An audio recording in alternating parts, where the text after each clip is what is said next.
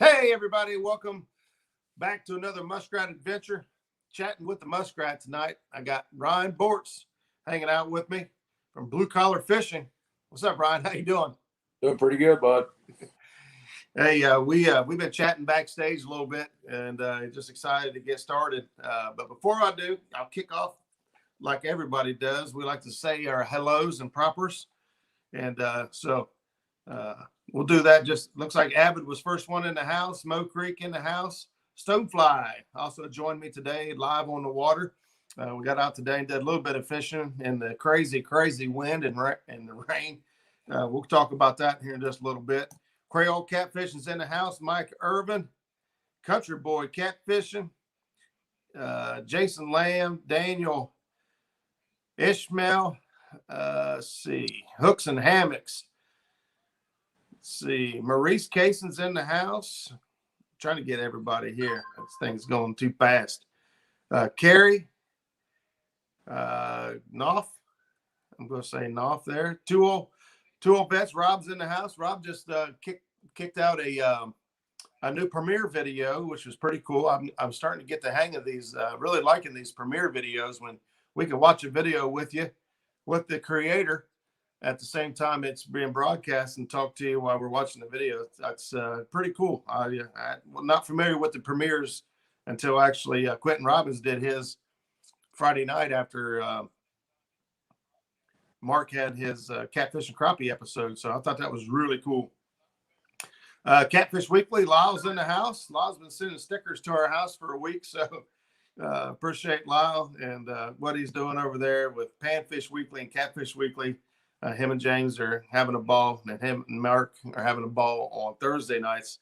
So fantastic stuff going on there. Mike Irvin, try to get my thing to click here. Man, I'm missing people. I can tell. Whiskers and Stripes, Stonefly, we called you out, and I'm trying to catch back up. There we go. Scotty Hill, Fishing with the Squirrel. D's in the house. Catfishing Dreams. Brandon, hello. Thank you for stopping in. Mike Greenwell, Dale Hayslip. John Patrick Jr. is in the house. Chad, my partner, in the house. Jason Blackburn, J-Dog, a.k.a. Mad Dog Outdoors. If you didn't see the live this weekend, holy cow, that guy's crazy. Love J-Dog.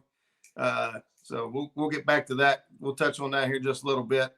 And Mark, Catfish and Crappie. Janice is in the house. She's actually in the living room. I don't know if that counts, but she's in the living room. Squirrels in the house. People are just pouring in. We're up to 40 people in chat already. And so, guys, thanks for stopping in. I'll go circle back around, try to get some more hellos. But I don't want to hold Ryan up. We got a lot of talking to do. Has Life's in the house. Ace Catfishing. Holy moly, they're just coming on in. Maurice Cason, fellow award-winning. We'll get to that. We'll get to that later. James Smith is in the house. Derek, Ohio Catfish Chasers. Holy cow, we're just rolling in, guys. I appreciate you all being here. And hey. We'll get kicked off right and proper. Ryan, welcome. Glad to be here. Thanks for coming in and hanging out with us tonight. I wanted to bring you in here and talk to you. Man, you've been on fire here lately. Your YouTube channel's kicking off. I've seen you kicking out some gear videos. You got that other page going. Your tournament circuit is on fire, and so I just thought, man, we got to get this guy to sit down and talk to us for a little bit. He's got some tricks up his sleeve. We got to get to the bottom of it. I wouldn't say I got tricks up my sleeve. I have a lot of time on the water is the biggest part to that. Well, I'll give you that. It doesn't seem to matter what the weather is. I know we had this talk right before the show about today's weather, but seen you out there busting ice to get out to fish. I've seen you fishing with piles of snow in your kayak, and not only doing it, but doing it in a kayak is hats off, man. That you are either, and I say this a lot, you got to be a little bit crazy and a lot passionate to do what we do. But yeah, exactly. I think it's a lot of bit crazy, but I love to chase them big fish, man. There ain't nothing like that thrill when you hook into that big blue, you know, just especially on a kayak. I've got a boat out here in my yard. I use it to catch bait, take the kids out, take the wife out, you know, that's about it. We got 4, 5, 6 family trips a year, you know, and then I'll use it every once in a while to catch bait when I don't feel like paddling. But other than that, with these tournaments, I don't like to use my big boat any at all. It's really because you get people in these tournaments, you know, the group that I'm fishing with now is great. They know that I'm not going to try to cheat them in a tournament, but some of these newer guys, they don't know that. You know, they don't know me personally, so I'd just rather not use it at all and not have anybody say, well, he caught that fish out of a big boat and not his kayak and then put it in. I mean, we've had one guy try to start some stuff like that, and he didn't make it long. I mean, yeah, I'll say about that. We're drama free on our page, so that's good. That's exactly how it needs to be. The catfish community is so big and so strong. We just don't have room for it. I mean, really. no, and it's so tight knit that everybody knows everybody. Like, Right. know you, chances are I fish with somebody that does. Right. You know, I have fished with somebody that does. It's so tight, and I was telling somebody this on a podcast last night. It's more like a family that lives in the house together than it is anything. It's not a community; it's a family. And I come from bass fishing background, and you don't have that. I mean, it's competitive. Ain't nobody giving up no spots. Ain't nobody telling anybody what they're catching them or how deep or what lake or nothing. You know, it's they're competitive and they're serious, and it's not that we're not competitive and we're not serious, but right. even be in this sport if it wasn't Shane pulling me in and saying, hey man, try this out and giving me a little bit of gear and some tips and saying take off, you know. And I've just been catfishing September of 2019, and I fished a tournament then, you know, a kayak catfish tournament that was free and won it, and that kind of set me on fire. That'll do it. You know, I won with like 4 dink channel casts with bass gear, and it's been a long road since, but I'm finally starting to get somewhere. I feel like, I guess. You look like you're getting somewhere in a hurry, even though you're in a kayak. You're cruising right along. Yeah, and, it's really cool with the catfish community. It seems like, I know for me personally, and several people here in chat, because I got a pretty good relationship with a lot of folks here in chat, is you know, we actually enjoy the most watching somebody else succeed, and especially if we're a little part of that, whether that be sharing tips and tricks and techniques or helping somebody out, you know, along the way. It's it's what makes us. It's the fuel for the fire for most of us, anyway. yeah. I took a boy from the treatment center I work at up here that had never been fishing probably a couple times in his life, you know, bluegill fishing or something. And I took him up to the mouth of the Salt River and got him on a flathead last summer. And I probably got as much of a thrill out of him catching that fish as I did that one you used for a thumbnail on this video. I mean, I had as much a thrill out of that as he'll ever know.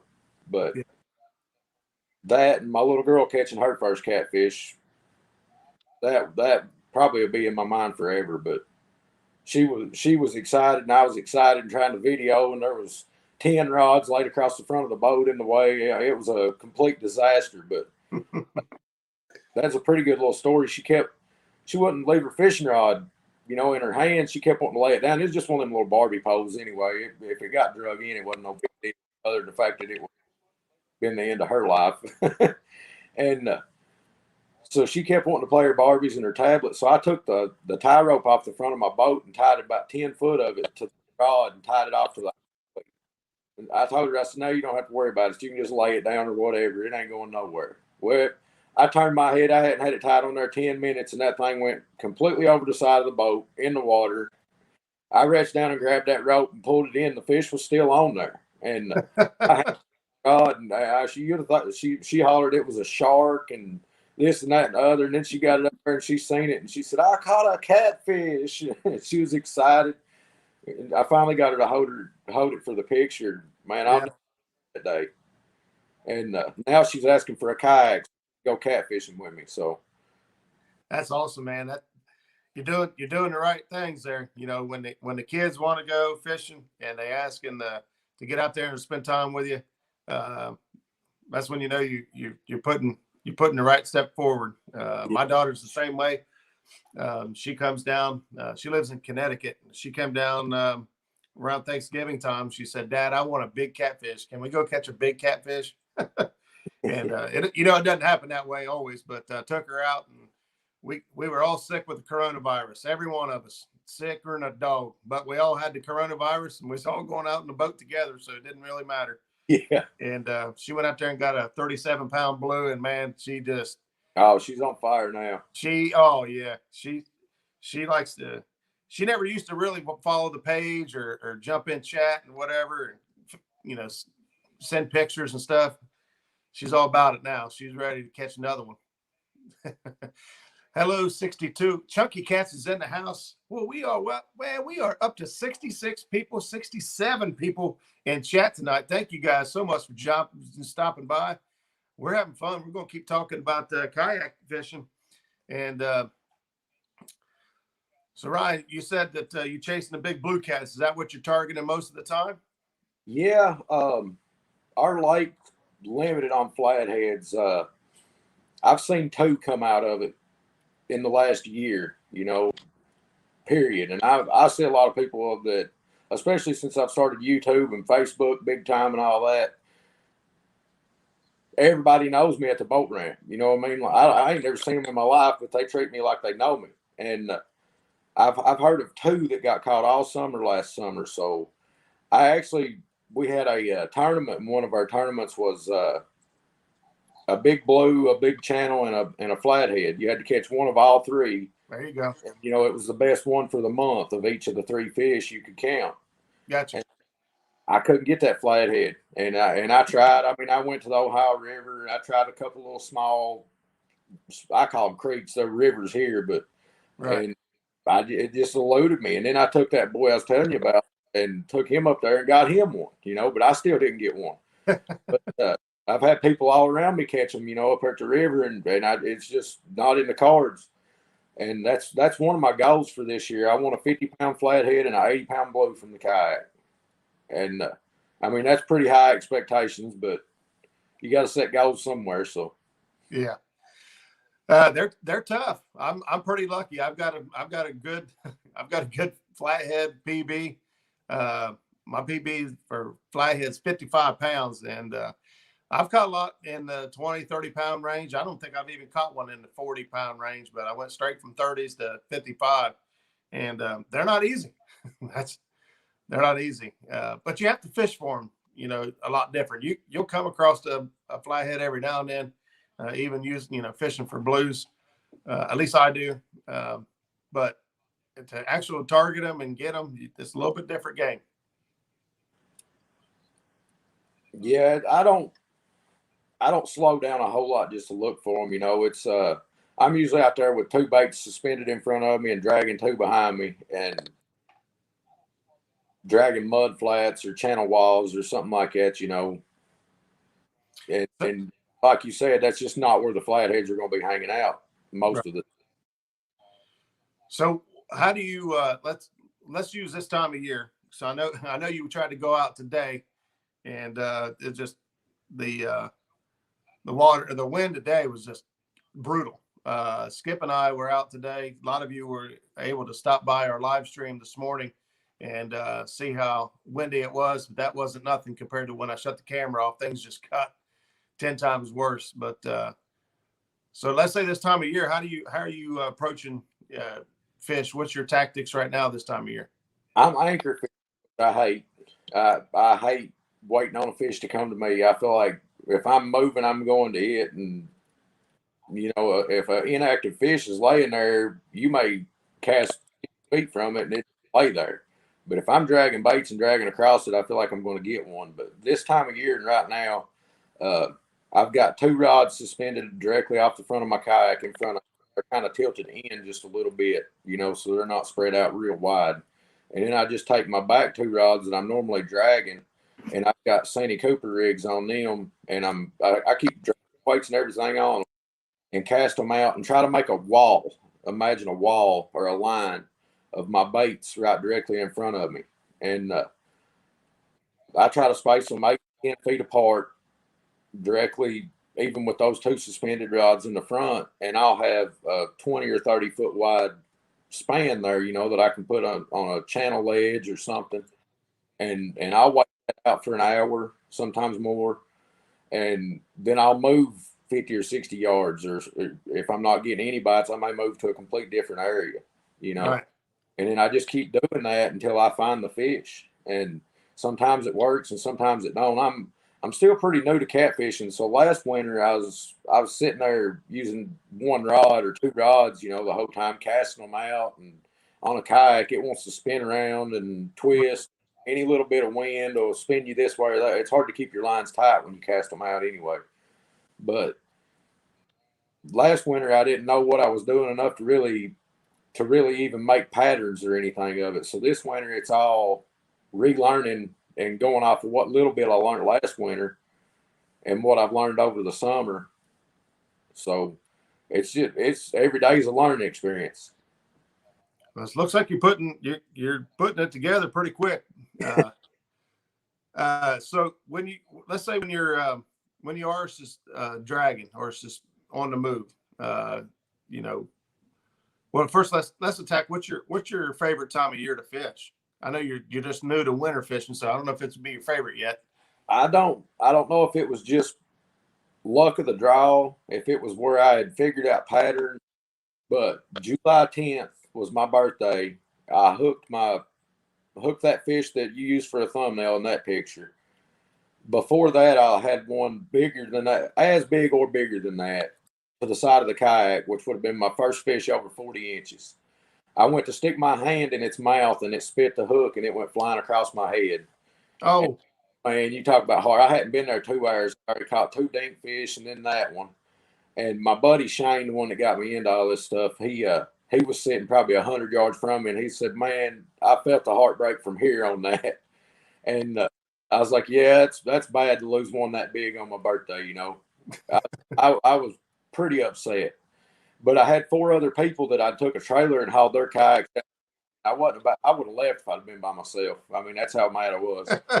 But I had them, and I said, "Well, I ain't ruining their trip just because I had a bad experience." So I went over there and I found this old house foundation. I just kind of went over and anchored up and kicked my feet up, started watching YouTube, just trying to calm down. And I caught 2 little dinks, and it was almost a double. I had one in the floor of the kayak, and then I caught another one. And I said, "Well, it might look up a little bit from here anyway."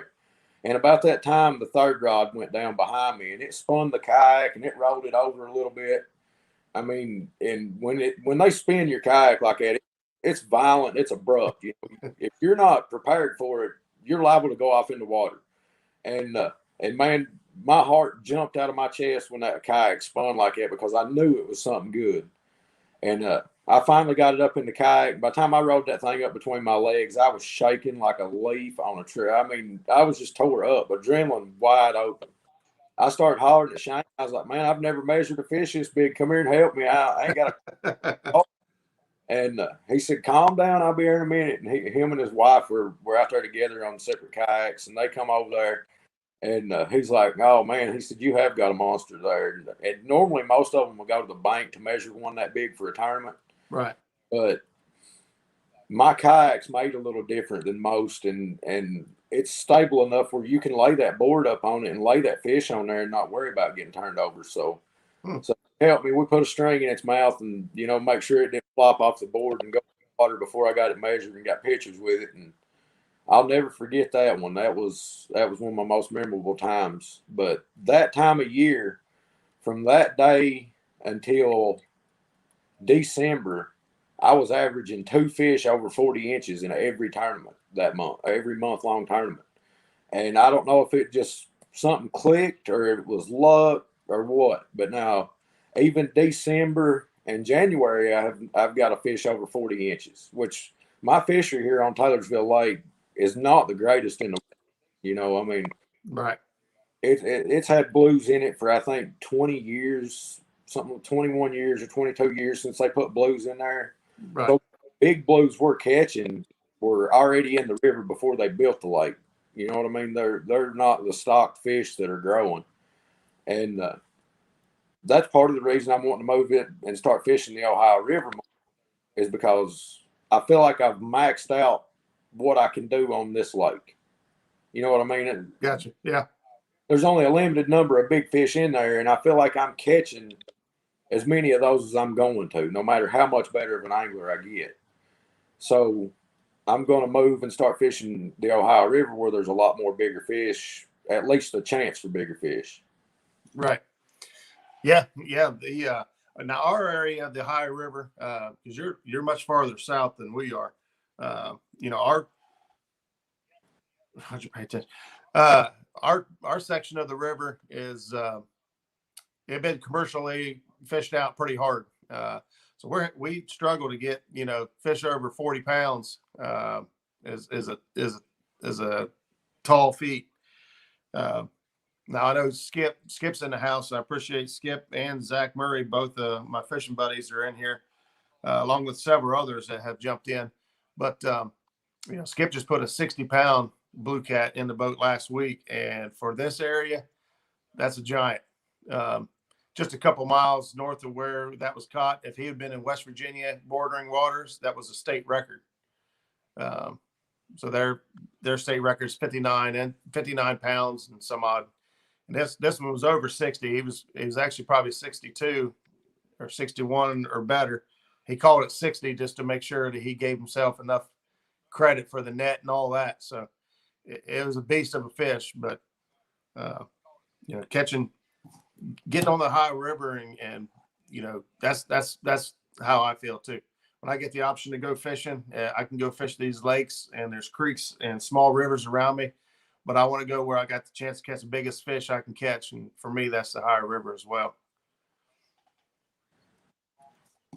Try to keep up with chat. There are a lot of people in chat. We got up to 80 there for a minute. Man, I appreciate you guys all joining in here. I'd have to go back and check myself, but this may be the highest number of folks I've ever had in chat. Ryan, look what you did. So what's your go-to equipment as far as rigs, rods, reels, all this stuff? What is it that you trust going back to back with these tournaments like you do? Man, I started out with ugly stick catfish rods. They're not the GX2s, the black ones. These are the white ones that, you know what I mean, the $30, $40 rods at Walmart, and some Abu reels. All my reels I buy at the pawn shop. I mean, I have one reel I bought brand new, and that's when I first started catfishing. I bought a 10-foot bank rod and a China-made Abu, what is it, 6600 or 6500? 60, yeah. X, the black with the thumb bar. But all my reels besides that I bought at the pawn shop for $20-$30. They're the 6600 Abu without the thumb bars on them. Right. And I'm running the Muddy River rods now. Chris, he hooked me up. He sponsored me on my rods now, and I'm kind of waiting on those the new medium actions he's got because I like the lighter rods for suspend fishing. Right. I'm kind of waiting on those to get put out so I can them. But my line, I actually just ordered Power Pro braid. I've been running the spider wire braid from Walmart. Is what I've not had a problem out of it. It just gets expensive buying those. What are they? $15 200-yard spools or whatever they are. Right. And 3 usually. Yeah, running braid, you have to change it a lot. You know, I mean, it gets frayed up. Especially if you're trying to run a Carolina rig with braid, it gets frayed up quick. And that's about it. The Nocturnal Nation hooks, that's some of the best hooks I found. I got some laying here on the table that are the Mustad Demon Circle hooks I wanted to try. I wanted to try them for a long time, but they were always out of stock everywhere I could find them. Right. I was looking through Amazon for something, and they popped up, you know, as I was scrolling through looking for something else, and I happened to see them pop up, and I was like, I'm going to jump on that. So I ordered 2 packs of them while I could. And Sandy Drifters, Jimmy Smith from Fishing and Gear, he sponsored me. That's how I started dragging baits. He hit me up wanting to know if I had a dragon weight sponsor, and I said, well, no. And he's like, well, would you use mine? And I was like, well, I'll try them, and if I like them, you know, we'll go with that. But if not, I'll send them back to you. and I hadn't never drug baits. I tried it on Kentucky Lake. I was using disc sinkers, and they hung up, and it was just a horrible mess. And I tried them, and man, my bite ratio went through the roof.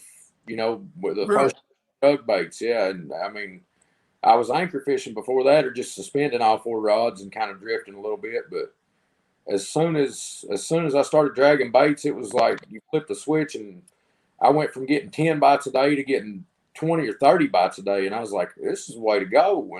And then everybody started, you know, when it starts getting cold, you're going to have to quit, and when that water temperature gets below 50, you're going to start anchor fishing. Well, the water temperature was 40 degrees. I was still catching fish, dragging baits. And it was one of them cases of, I knew I probably needed to quit, but self do it. It's working, so why stop, you know? And I got a buddy down here, William Matthew from Catfish Code. I had him on here about a month ago, I think. I just talked to him the other day. He's still dragging baits and catching fish, and our water temperature is in the 30s. Yeah, I mean, that's the good thing about this is like all the stuff that people say not to do. Most of them haven't went out and tried to do it anyway. You know, they just this don't work, so they don't do it. I'm the kind of I'm going to have to try it and find out for myself. I'm just going to have to do it and see why it don't work, and then I'll learn my lesson and go. It's just hard headed. It runs in my family, is what everybody tells me anyway. But I have to do it, find out, and then go.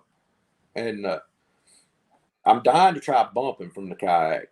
I'm nobody's videos that I've watched has been bumping from the kayak.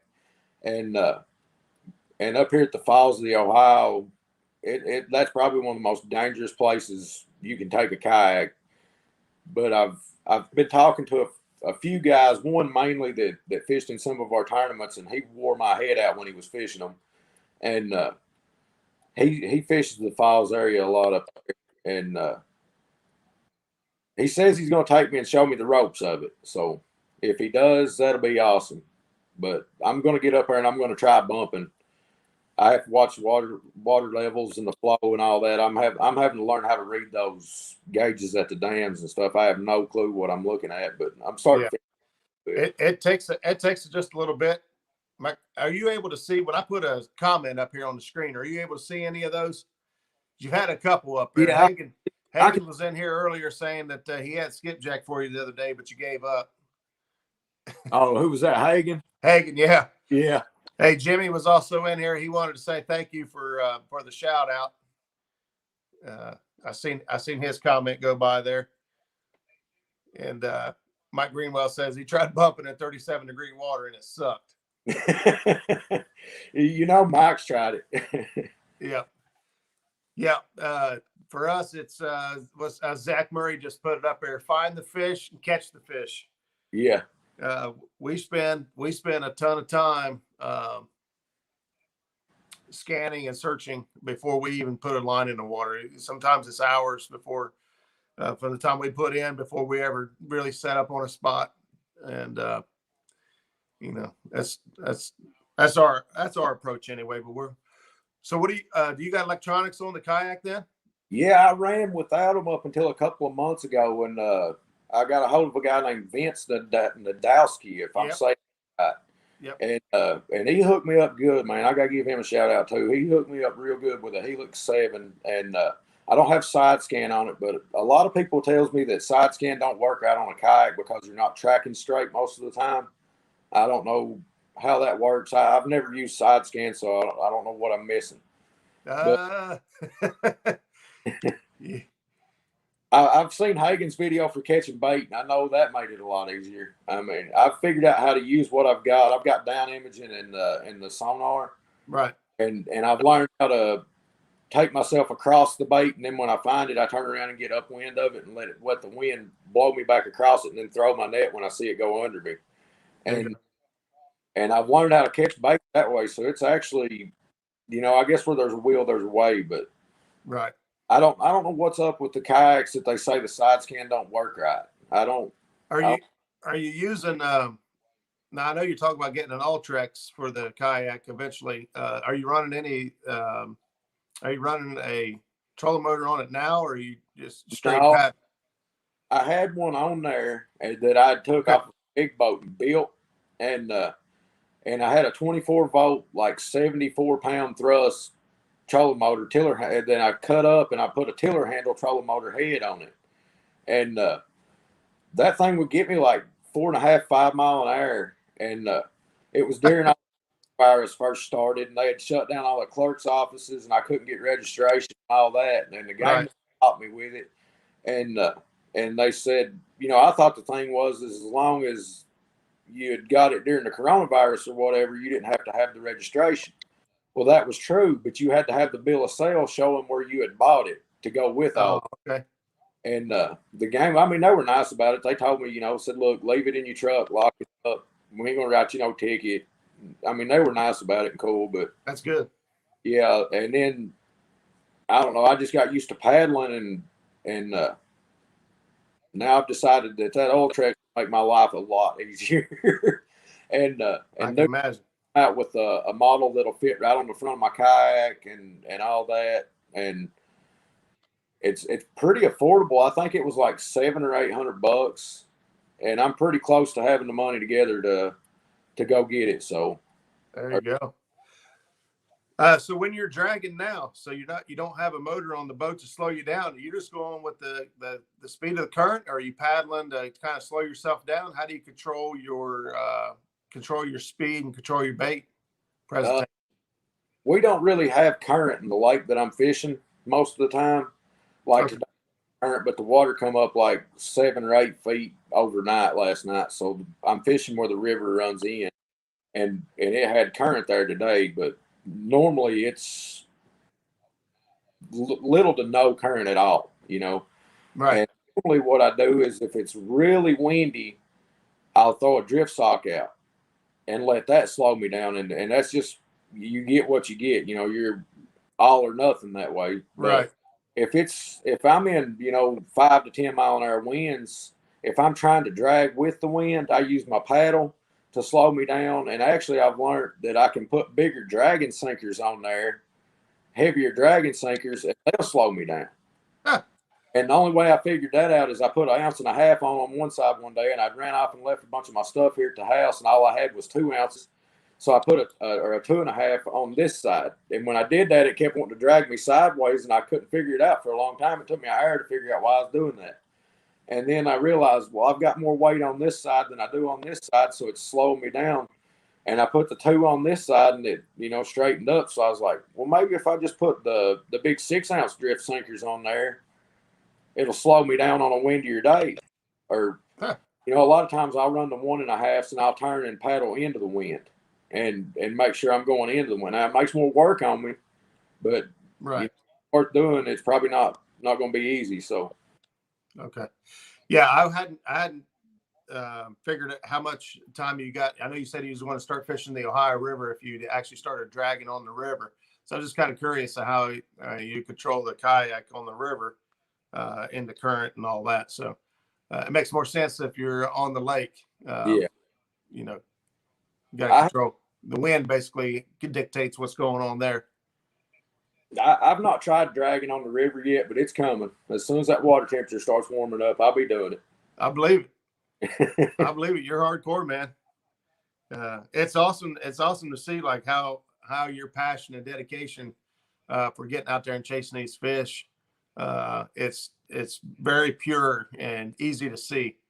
And for guys like me and Skip and Zach and several of these other folks that are in here like every single night following you know, following the community, following the cat fam, through all their, you know, videos and talks and stuff. It's just, there's not a whole lot of people out there that want to catch fish as bad as we do. Yeah, you gotta want it. If you ever watch Joe Walton on 812 Catfishing. Oh, I know Joe. Yeah, that's a good friend of mine, man. I met YouTube or through YouTube, and we started talking on Facebook. And he'll call me twice a week now, or I'll call him twice a week, or whatever. There you go. Little saying, if you want it, go get it, because ain't nobody gonna. First time I heard him say that stuck with me right there. And that's right. I live by it now. I mean, I honestly do. If you want it, you go get it. Now, I was raised that way, but it was saying it is now. So. Yep, I'm guilty. I haven't talked to him for a while. I need to reach out to him and reconnect, because he's a good dude. I love him like a brother. He tells it like it is, and he's about as pure as they get. I mean, yeah. I don't care what anybody else thinks about it. He's gonna let you know how he feels, and y'all can be friends if you feel differently about it, you know. But you'll know hands every time, and that's the best way to be with anybody. Yeah. You don't walk away, or you don't hang up the phone and think or wonder what he meant. He already told you what he meant. Yeah. It's black and white. That's awesome. It's refreshing to have people that pure, you know what I mean? Man, oh man, we have got a ton of people in chat. Man, we're back up to 70 people. Guys, I appreciate you guys stopping in. It means the world to me. If you could hit the thumbs up, it'd help us out. Spread the word. I don't know how all the analytics stuff work, all the fancy schmancy YouTube lingo goes, but I know it helps out and helps get the word across, and it helps build us up. I took a look before I logged in today, and we're up to 674 subscribers. We are climbing and climbing fast. So real quick, well, I've got some folks here on the screen. I mentioned Jimmy from Fishing and Gear. He's in the house. Sunfish Assassin, Country Boy, Green Machine is in the house. Mad Catter.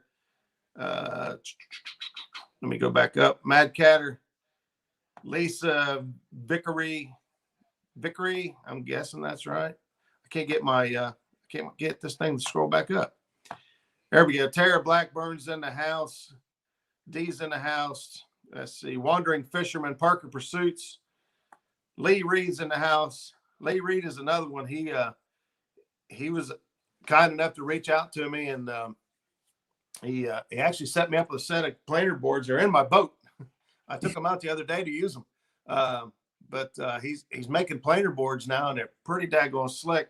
But he made me a set of Muskrat Adventure planer boards and a whole slew of like Demon Dragon style rattles and Versa rattles and things. So if you guys are looking for some rattles and gear, I think he's got a lot of things in the works. It's called Uncle Lou's, I think is the name of the gear he's putting out. But Lee Reed, I appreciate it. Thank you very much for that. I'm putting those things to work pretty hard. Hagen said, Roger, you got your steering figured out yet? Hagen, no, I've got to tear it all out. It's stripped out pretty good. I got to take the time to tear it out. I got to figure out how long a cable I need. I'm going to probably need all of it front to back. So not looking forward to that. Not in the budget right now to put new steering system in, but we'll get her figured out. You know, if you had a kayak, you wouldn't be having them steering problems. I knew you. I seen you smiling when I started talking about steering problems. I'm like, man, he's gonna drop it on it. Yeah, Hagen, he broke it proper. That's right. Thing is, man, I didn't even really. It was froze up. The steering's been, kind of tight anyway. We went out and did the fishing challenge this weekend. It was super cold. My steering was froze up. I don't know how many of y'all made it to the live event, but my steering got froze up, and I had to put the boat in gear, and it was actually kind of angled just a little bit to the left. So I had to put the boat in gear about 4 or 5 miles an hour and drop my trolling motor and make it go the other way. So we could go straight. We looked like an old car with a bent axle or a bent frame was going cockeyed down the river going straight, but it took us a while to get to our spot, but we finally made it to our spot. And when the steering thawed out, I tried to get it to turn. Wouldn't turn. It just it popped one time, and that was it. You could spin the steering wheel like a fidget spinner. It wasn't going nowhere. So, and that's how she sit now. Yeah, Chad broke it. That's right. Chad was in the boat. Chad broke it. Blame it all on Chad. But yeah, so it's an rack and pinion system. I'll just have to get another one in there and swap it out. But yeah, real quick, while we're on the subject, that's the challenge this weekend. We had a good time. We had fun fishing with J-Dog and Norm. Me and Chad was able to squeeze out the win. It was a fun event. We just had a good time doing it. We enjoyed ourselves. We enjoy fishing no matter what. J-Dog and Norm, they were good sports about it, man. They get out there. They moved like 10 times. They refused to give in or to give up. They moved all over the place trying to find fish and to make it happen. We had a big advantage. I'm running, Garmin electronics on there. These guys were, out there old school and just fishing for fun, fishing with heart. So can't knock them or blame them one bit. We do it for fun. We have a good time, and I'll do it again. I heard Chad broke Roger's boat. That's right, Zach. Chad broke the boat. Roger's pretty good at breaking stuff, losing things, or just throwing them in the water. Oh man, Skip's just leave it to your buddies to come in and pour the salt, right? That's what they're for. That's what they're for. Hang on, Hagen said something up here. Chat's just flying by, man. This is awesome. I hope yours is easier to install than mine was. My steering was always stiff. I'm blown away how easy it steers now. You'll be glad it broke. I don't know about that, but yeah, I guess you're right. Mine's been stiff too, so I'm going to have to get one of the guys about some tips on how to do live streams. Would love to do some live fishing. Parker, hit me up either in a comment here, or you can look me up on Facebook under Roger DeMint Jr. Or you can YouTubers fishing page.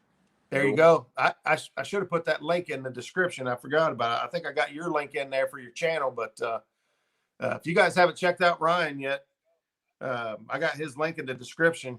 Go over and give Ryan a sub and check him out.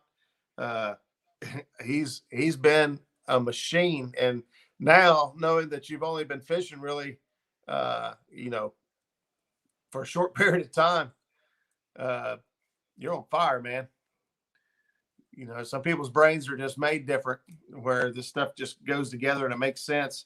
You got to beat it in my head like a lot. I got to watch 1,000 videos, and then I got to do it myself about 100 times to get it right.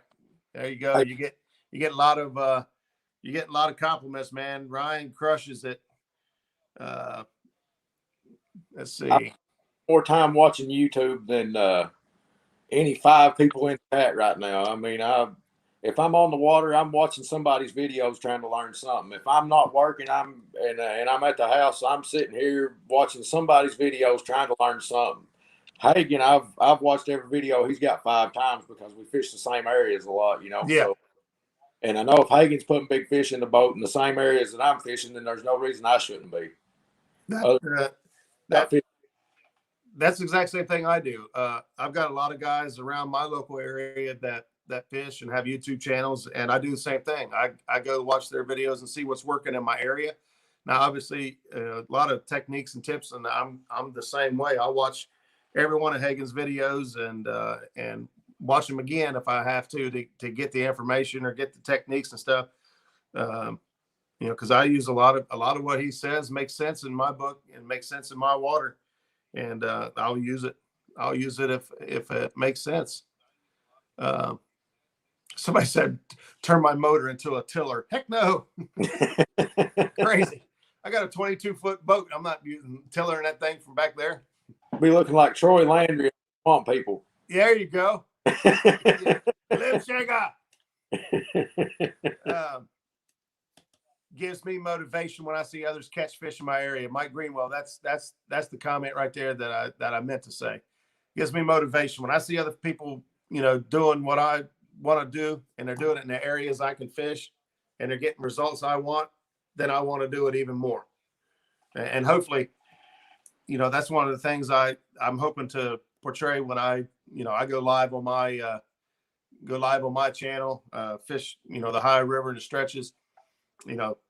There's no secret. I usually give my exact location away. I don't blur out everything, and now obviously I'm not going to give away every honey hole because I don't fish alone. I'm not going to give away all my buddies' secret spots that they worked for and found. But I love, being able to hopefully somebody else sees that, hey man, this guy's going out there catching fish on this water. There ain't no reason I can't do it. And,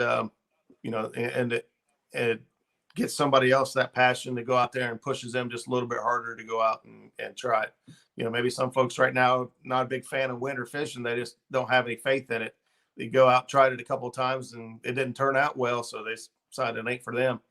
And then they see days like, I hate to brag, but Zach and I put the hammer down on some fish on Sunday and dropped 37 Bluecats in the boat, just the Sunday alone. And, that's a heck of a day. I didn't expect that type of performance, but if I'd seen somebody else in my area have a day like that, it'd get fire under me. It'd make me want to go out there and say, man, I want to go out there and catch 37 fish.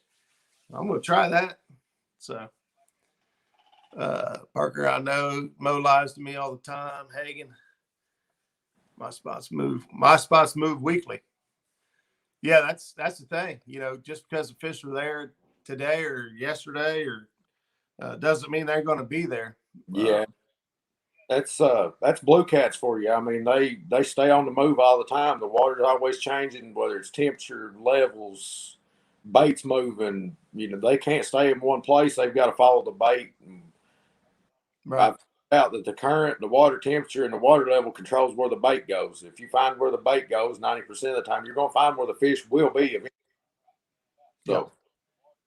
Yeah, it just so happened today, the problem that Skip and I ran into was the current picked up. Our water came up about 3 feet today, maybe a little more than 3 feet. The breeze started picking up in the water. The fish, seemed to move over to the off current, but the off current, the slower current, did not have enough current to beat the wind. The wind was 14 miles an hour, 13 miles an hour today. I don't even know how strong them gusts were, but you'd be sitting along just fine. And next thing you know, you spun clean around backwards and everything's snagged and tied up. And so where the fish were, we couldn't get the boat to stay there. We couldn't get the boat in front of the fish. So we gave it all we had. We tried. We sat there and got our butts kicked for hours today to try it because we're that hard-headed and stubborn and passionate. But so Ryan, what's your favorite bait?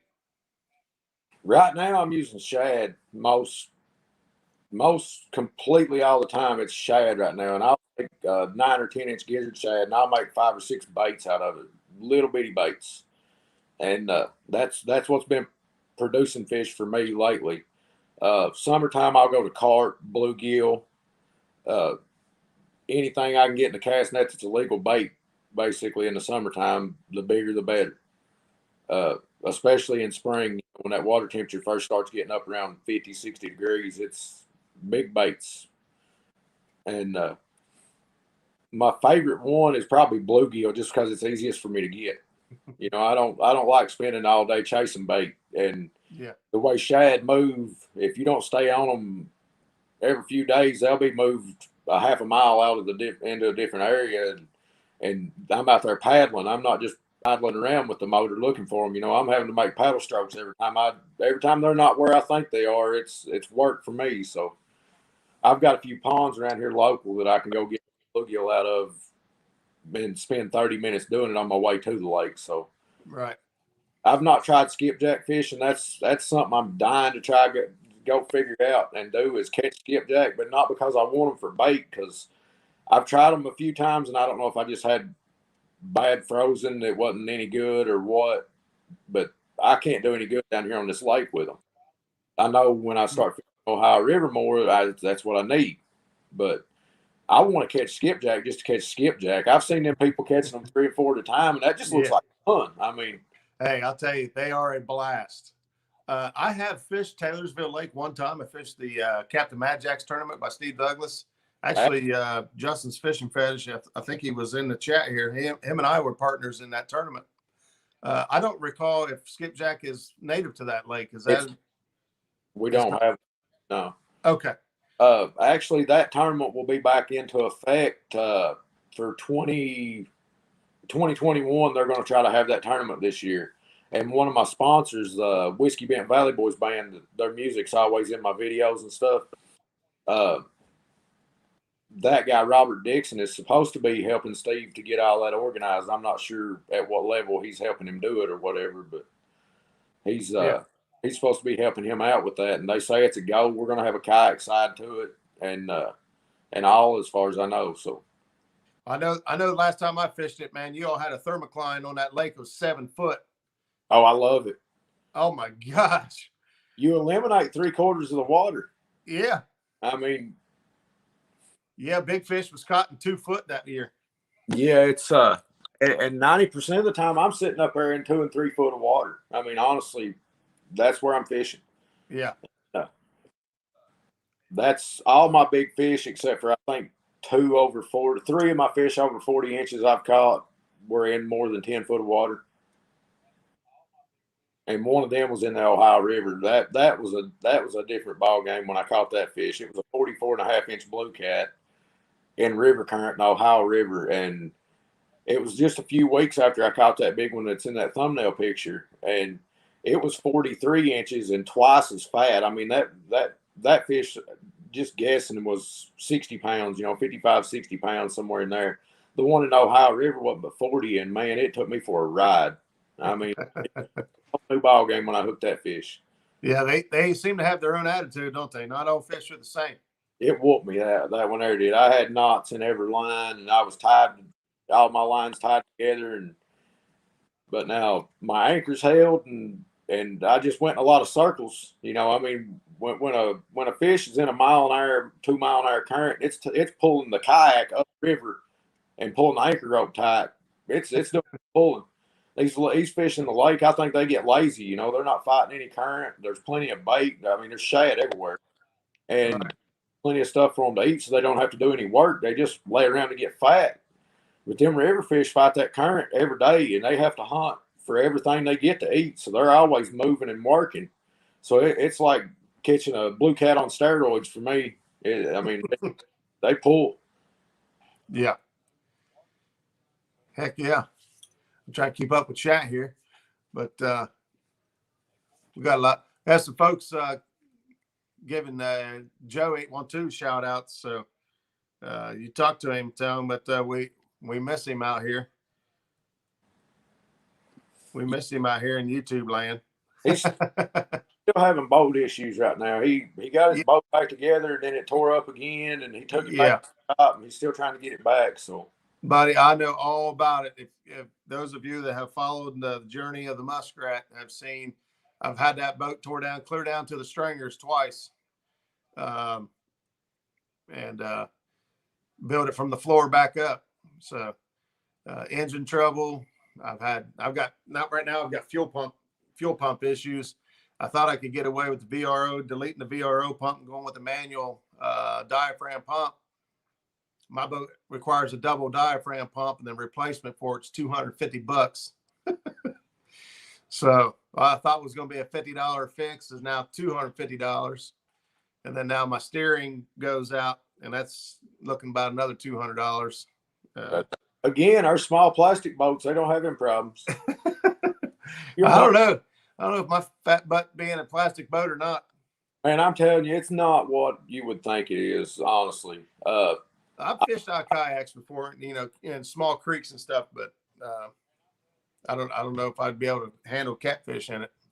What most of us that are doing it a lot or running are not your typical little sit-in kayaks. I mean, I tried to turn my kayak over one day with nothing in it, try and just to test the limits of what it would do, and you'll fall off the side and turn it over. I mean, it'll stand up on its side, you know, sideways enough for you to fall over out of it, but I couldn't turn it over, and I was trying. I was standing one gunnel of it trying to turn it over, and you know, I eventually slipped and fell off the side of it, but it never turned over. Look at that. J-Dog says, I will loan you one of my boats, Muskrat. J-Dog's awesome, ain't he? Yeah, I don't know. I don't think I can handle the responsibility of somebody else. I break enough stuff on my own, and I can't afford to fix my stuff. I don't want to take somebody else's stuff and break it. Then I'd really be in trouble because I'd have to fix it. My buddy's been trying to put me on his Hobie kayak forever, and I won't get on it. I'm just like, man, look, I said, two things. I said, one, if I get on there and tear up a pedal drive, I ain't got $1,000 to pay for it. I said, two, if I get on like it, I ain't got $5,000 to go drop on a new kayak. You know, I mean, because I already know the way everybody talks about them Hobies. I'm gonna fall in love with it when I get on it, but I can't read that. Says what? Ryan, what cast net do you use? The cheapest ones I can get a hold of. I need to buy one right now because I throw in a lot of timber. Like right now, that's where our shad's at. They're up next to that standing timber, and I just ruined another. What is it, like $140 for I can't even remember what brand that one was. But I'm throwing a 10-foot bait buster. That's what I got right now, 10-foot. And I should probably be throwing the ones with the 5/8 mesh in them, but a lot of all I can get a hold of is them little small threadfin shad, and a lot of times that's all I can catch fish on is them little small threadfin shad. And I like to be able to get them when I need them, but I need to actually keep a 4-foot net to get them with or something, and a 5/8 10-foot net. Yeah, I'm throwing a Betts Super Pro. It's a 5/8 mesh. Yeah, somebody want to know what the kayak you're in. New Canoe Frontier 12, 2019 model. I bought it used at CatCon last year for a guy in Clarksville, Tennessee, met me at CatCon last year with it. I want to make sure we don't miss anything. Chad don't need Roger to put him on fish. He knows how to. That's right. Chad's done really good here lately. Chad's been in some tournaments. He's been out fishing with D. Chad outfished me Saturday during the tournament. We ended up catching 10 fish total. It was 6 for Chad and 4 for me. We caught 7 on camera, but we went on afterwards and Chad caught 3 more. So I on and watched that a little bit here and there, but I was on the water and it was. Yeah. Oh, I know all about trying to watch live streams and keep up with YouTube while you're on the water. It doesn't work very good. I'm watching them rods. Yeah. I got a plus on that. I don't have to watch the rods. You got that feel. And especially since I put those monster rod holders on the back of my kayak. Yeah. I was using plastic rod holders, and since I switched to those monsters, it transfers that bite. You know you got a bite because you're sitting there half asleep with your phone in your hand, you know. You're rattled. Well, yeah, if you start getting drugged backwards up the river and you got to hang on, then that's a good time. That sounds like fun. Yeah, that sounds like fun. I've got some health issues that really jack my balance up real bad, and that's probably the major setback for me for being in a kayak is I don't know if I could handle it. I'll be honest, today out on the river with the wind the way it was, I ended up shutting the live stream down. I could not keep my balance today. Oh, poor Skip had to pick me up off the floor a couple times a day. I just couldn't. I don't know what's going on. I couldn't keep my balance. I was standing on a courtesy dock trying to throw a cat down there to get bait today, and I honestly was about to get blew off the dock. I mean, I couldn't throw my net into the wind. I'd try to throw it into the wind, and it just washed. Jason said I would put money on Chad anytime. Wait a minute, J-Dog, what just happened? What just happened? I don't know. I think I missed something in chat there. No, I love it. I like that. I like that we all joke around with each other and have a good time. But yeah, you talk about the little threadfin shad Sunday. All we could get for shad was little 3-inch shad. That's it. Couldn't find any good ones. And so we, you do what you got to do. You got to fish with what you got. And I clipped the tails off them 3-inch shad. Fire, man. Put 3 on a hook if you have to. I couldn't get any other bait up there one day, and I had some bluegill, and I couldn't get any shad at all. And I got a net full of them thread fins, and I dumped them out in the bait bucket. And bluegill wasn't getting touched, but man, I burned them up on them little thread fins that day. Put 2 of them on a hook at the same time, like you said, cut their tail off, and man, I burned them up on them that day. And I was like, I never in a million years. I actually finished second in a tournament that day with them, and that was Kayak Mike beat me out that tournament. He came down here and stayed on my couch and ate my food, drank my pop, used my bait, and took home my trophy that day. Oh man, man, that's rough. Yeah, well, he came down a couple of weeks ago, and I paid him back though. We put a little $100 side wager on it, and I paid him back. I took his $100 side wager, so yeah, I saw that. Yeah, I finished first, and he took second that day. So there's going to be a rematch on that for sure. There you go. That's what makes it fun. Yeah, if people ever got a hold of our messages back and forth, they think we have each other because all the smack we talk in our Well, you guys will have to get with Mark here with Catfish and Crappie and set you up a called out fishing day. But then you go live and battle it out for a day. Mark wants to call me out. No. Mark sanctions the I did one with Creole. Oh, that's right. Yeah. You did. Yeah, you called out Creole, didn't you? Yeah, that was when I first met all y'all. I found all y'all's live streams and stuff, and I was like, he started doing this call out, and I just picked the one I thought was the best, and I was like, I'll call that guy out. Yeah, that's good. You know what I mean?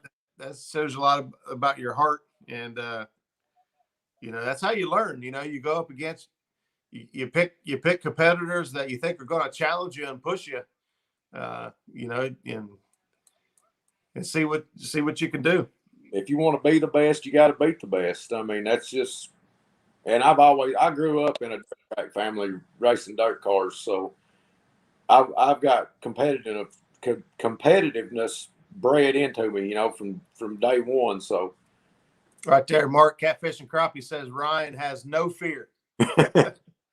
Ryan calls out everybody. There you go. That's good, man. Dan, was that Green Machine that said Green that? Machine, yeah. Dan is probably one of the best in the business right now. That guy's got his stuff together, man. I don't know if y'all watch his videos or not. I have. I'm just now getting into it. It's hard to keep up with everybody. There's so many, but I have just started getting into his stuff, and he is good. I told him the other day that one of my goals for this year is to beat him in a tournament, and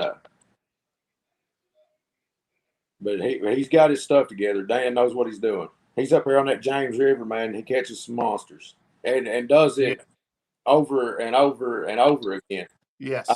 I told somebody last night he's probably one of the few that would give Justin Johnson a run for his money if they were on the same water. Yeah. Yeah, I know Justin just because, he's been around longer, and in my circle anyway, I've watched Justin longer. So I know that he's good. Yeah, Dan getting up there and running, man, these guys catching big fish consistently, is where it's at. Let's see who's out there. Anna's in the house. Whiskers and Stripes. I think we're all still jumping around in here. So what are your goals? What's new coming up for you coming into the spring of this year? What do you got set up for yourself?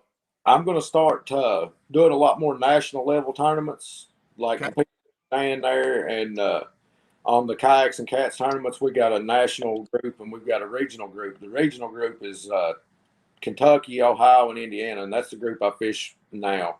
And I'm doing some in the national groups. I actually finished the second to Dan last weekend or the weekend before, and in that. And like I said, I want to move up into that national scene. But in order to do that, I've got to leave my comfort zone of Taylorsville Lake down here and start fishing the big river. Which I mean, that's what fishing's about. You got to challenge yourself. So yeah. And I'm not saying that I'm the best in the group at all in my group. You know, there's plenty of guys in there. Mike Snelling can come in there anytime he wants to and walk all over me in that scene. But he's fishing the Ohio River, and he's one of them old timers. You know what I mean? He's been fishing that river for 50 years, and he knows how to do it. Yeah. And he come in there and he'll walk all over us. He'll put up 50-inch fish, out of a kayak with one rod. The guy's fishing will walk all over me.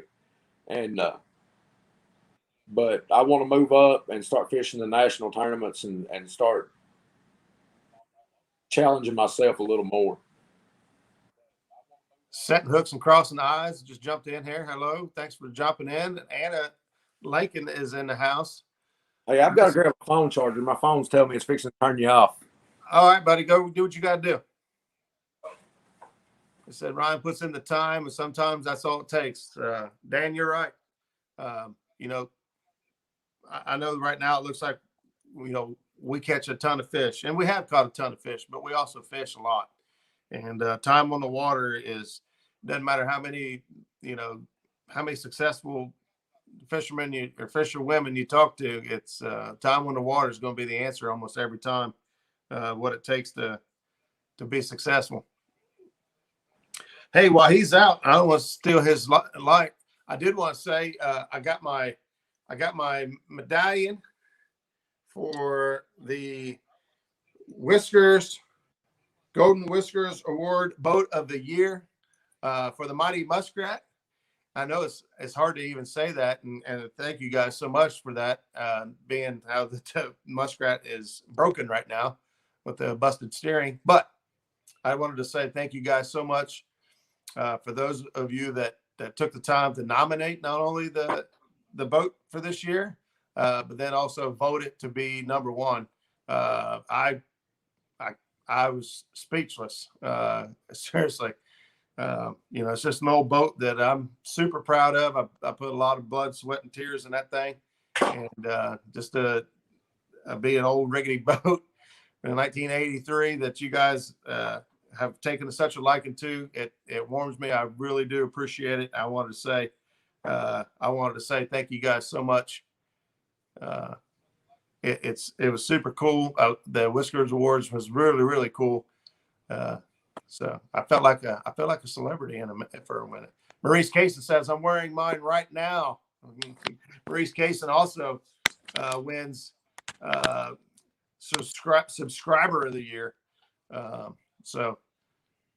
Just wanted to say huge thanks to Kevin and Anna with Palmetto Cats. You guys did a fantastic job with that.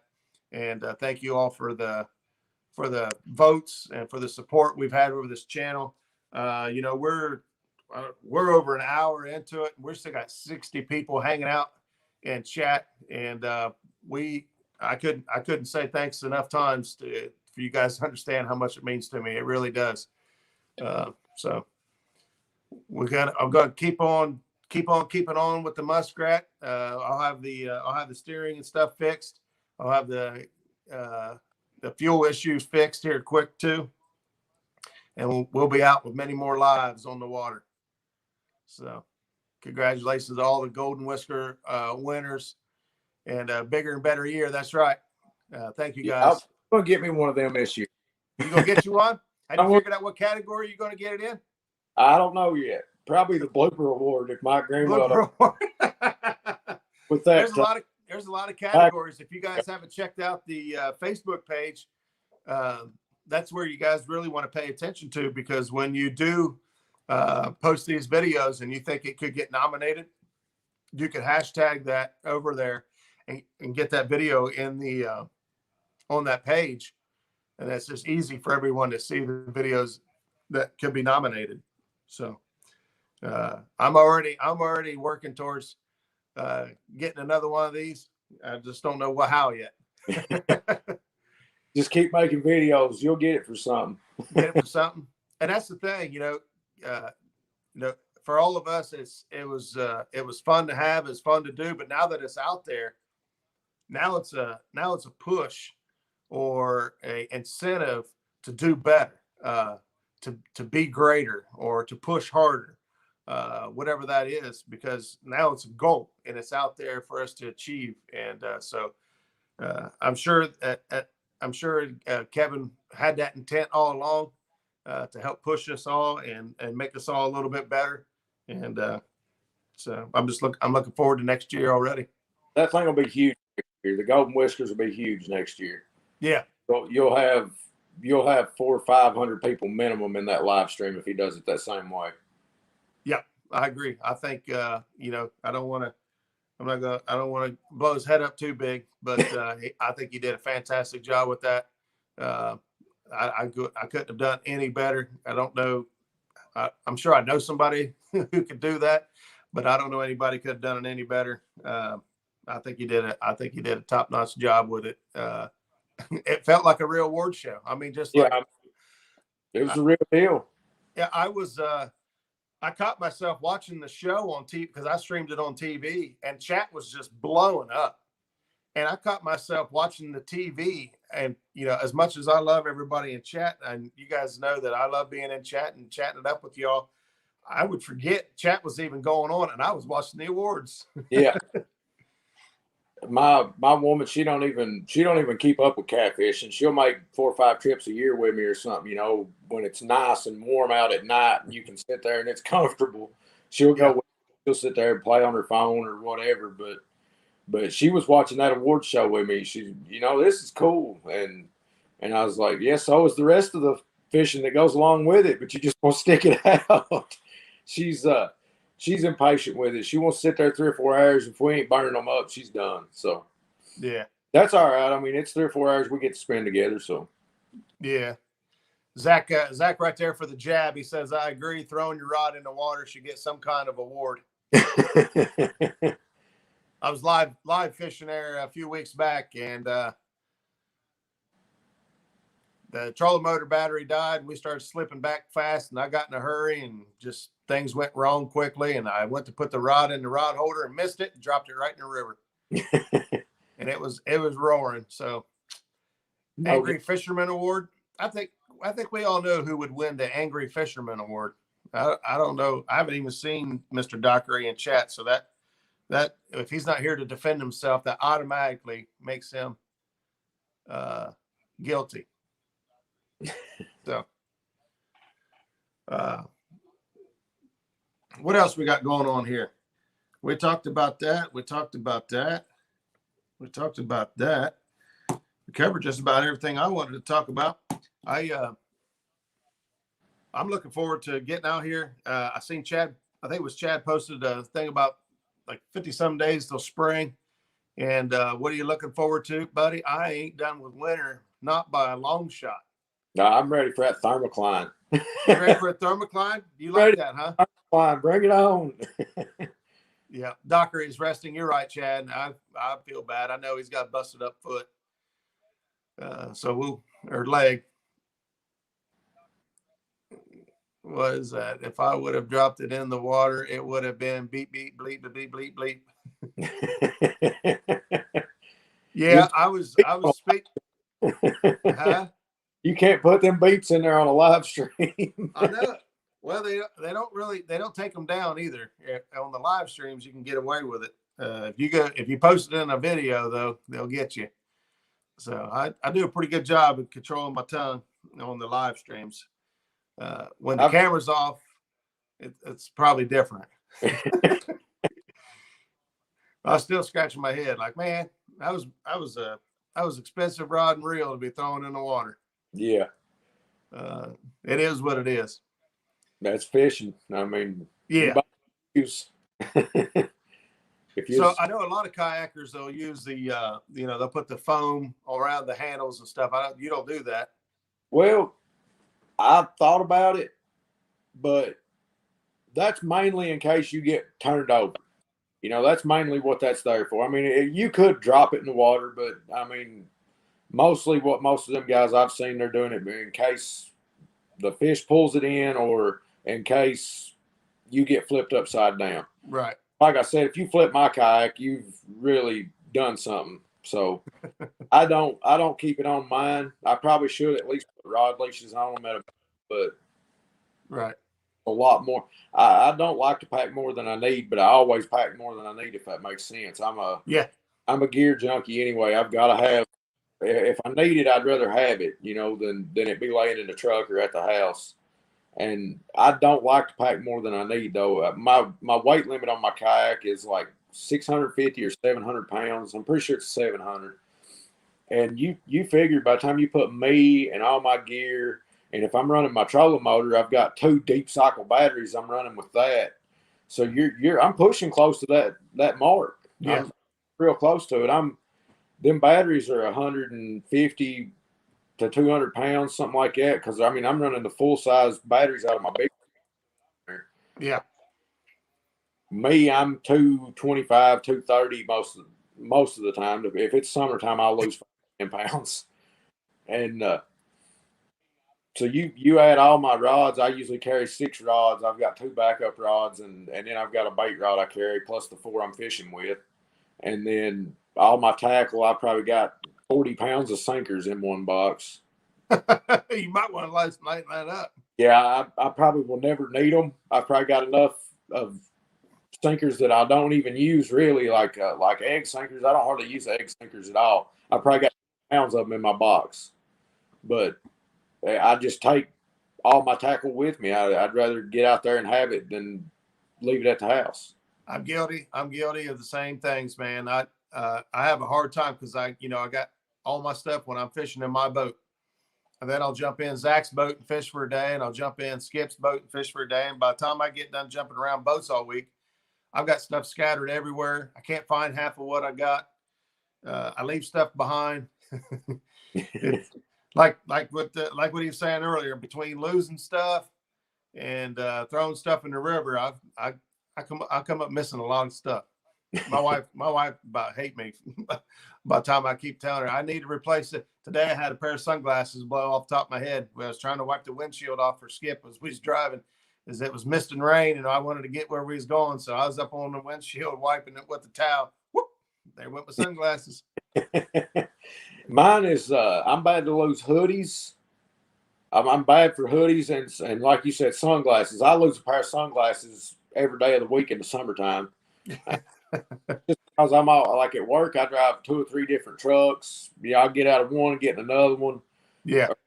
I'll pull in at the shop and I'll have to go somewhere else in a hurry. And the truck I'm driving won't have gas in it, so I'll get in a different one, or I'll get in the truck to go fishing with somebody else and leave stuff in there. I leave stuff everywhere, and it's always hoodies or sunglasses. I never lose my hat. I've had the same hat for work for a year. Yeah, I'm guilty too. I got stuff strung out everywhere. Skip says his sinker box weighs a ton. He had to Skip help me tonight jump out of the boat and get over to the house so I can get on here. He grabbed my sinker box. He said, "Man, I thought mine was heavy." I don't know what else. I keep most of all my gear in one little. It's an ugly stick box from Walmart, and I've pretty much got everything condensed down. I've got a sinker box in there. I've got a box with hooks, and I've got a box with swivels, and then I've got a pocket with all my demon dragons and rattles, and then I've got a thing down in the side where I keep a couple of floats and stuff because I like to use if I'm anchor fishing in the summer or something because it's too windy to drag or drift or whatever.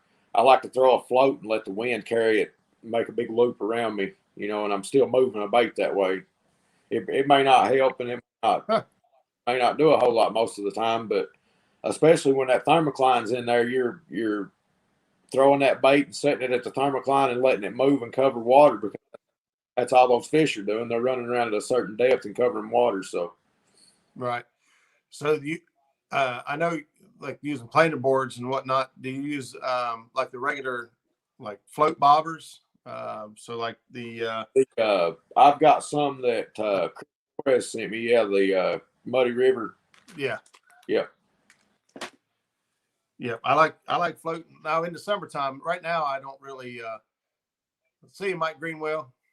Right now I'm not using floats for any reason, but come spring, summer, and fall, really, I kind of do.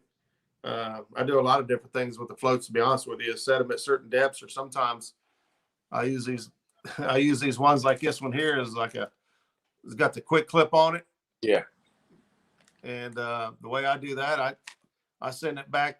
I set in an anchor position, and I'll send that back. I'll just keep feeding line all the way back to that big old brush pile or log jam.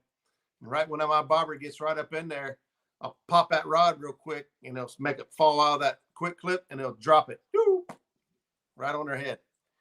As far as like, you can't, cast and try to get over that log jam, you're gonna get hung up.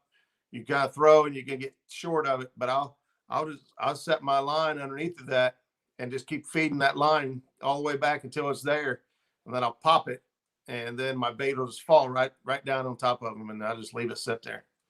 I love doing that. All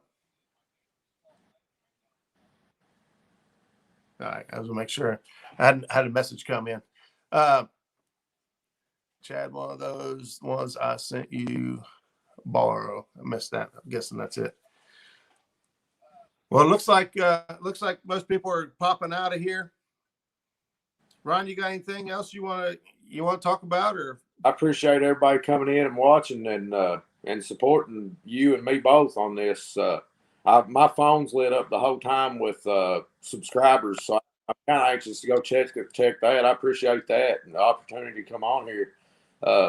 Like I said, the subscribers have lit up on my phone, so I'm going to see how many I got. I haven't checked it in a couple of days, but I think I was at 200 roughly. I just hit the 200 mark. I was pretty happy with that. Good deal, man. Yeah. Good deal, man. Keep doing what you're doing. Your new gear talk I thought was really cool. So looking forward to seeing some more of that. And we'll have to do this again, maybe come springtime or summertime, and we'll see how the winter or the springtime bite's been going for you. All right. Anytime, man. I'm game for anything. If you want to come down and fish, hit me up. I'm here and willing, and ready. You got to be careful with that. I'm not like most of these guys that say, yeah, we'll do that sometime. I'll show up. Pull in, man. Get in the truck. That's what I tell everybody. Okay. I don't have too many people hollering at me wanting to go right now, even if you do catch a big fish. Now, in the summertime, you'll catch a big fish, and my phone will light up for 3 days. Hey, when you going to take me fishing? When you going to take? I don't have that problem right now. Why? It must be the snow or the wind. I don't know. Yeah. All right, guys, man. I appreciate you guys all being here. If you didn't hit the thumbs up already, please smash that thumbs up for us. And we will catch you guys soon. Until next time, see you.